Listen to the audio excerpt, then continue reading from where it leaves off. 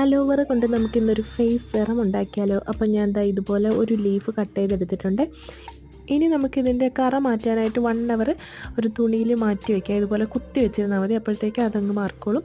ഇനി നമുക്കിതിൻ്റെ ഈ ഒരു അലോവേറ ജെല്ല് ഇതുപോലെ നമുക്കൊരു സ്പൂൺ കൊണ്ട് ജസ്റ്റ് സ്ക്യൂസ് ആക്കി ഇങ്ങനെ ഒന്ന് എടുക്കാം.